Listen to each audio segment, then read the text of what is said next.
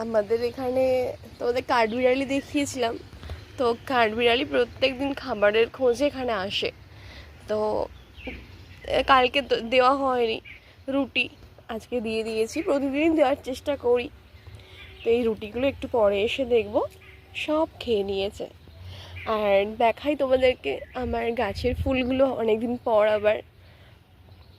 এখন তো গরমকাল, তাই গাছে বেশ অনেক অনেক ফুল ফুটছে। আর জানো তো আর একটা কথা, আমি যেই গাছটাই লাগিয়ে দিই, মানে ডাল লাগিয়ে দিলেও সেই গাছটাই হয়ে যায়। এটা তো তোমরা জানো। কাঠটগর,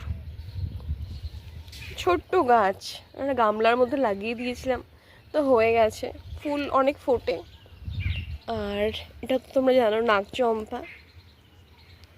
এইটা অনেক গাছ আছে। আচ্ছা, এই গাছটা আমি যেখানে যাই স্যারের ক্লাসে, তো সেখান থেকে এনে লাগিয়েছিলাম, হয়েছে। দেখো কি সুন্দর ফুলটা, তাই না? এটা ওই 3-4 মাস আগে লাগিয়েছিলাম, এখন ফুল হচ্ছে। ওরে বাবারে কত পিঁপড়ে, এত পিঁপড়ে গাছে! সেদিনকে তো গাছে জল দিতে গিয়ে এখানে ডালটা ভেঙে গেছে, নাহলে অনেক ফুল হতো। আর অপরাজিতা গাছও এখন কম ফুল হয়েছে। আগের বছর আমার জন্মদিনের দিন এই গাছটা লাগিয়েছিলাম, তো অনেকটাই বড় হয়ে গেছে। এবছরও ইচ্ছে আছে আমার জন্মদিনের দিন বেশ কিছু গাছ লাগাবো। তো এটা আর এটা, আর এই গাছটায় ফুল হয়, হলদে হলদে ফুল।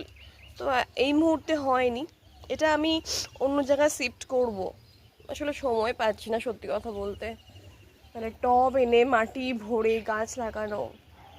আচ্ছা, এই দেখো। আর এটা আমার মার বাড়ি থেকে নিয়ে এসেছিলাম। তো এই গাছটা না প্রায় বড় বড় অবস্থা, আমি নিচে রাখিনি এই জন্যে, আমার খরগোশ এত দুষ্টু, খেয়ে নেবে। জবা গাছ পেলেই সব একদম মুড়িয়ে খেয়ে নেবে, তো আমি ওই জন্য এখানে পাঁচিলের ওপর রেখেছি। আর এই যে ফুল হয়েছে, কি সুন্দর না ফুলটা!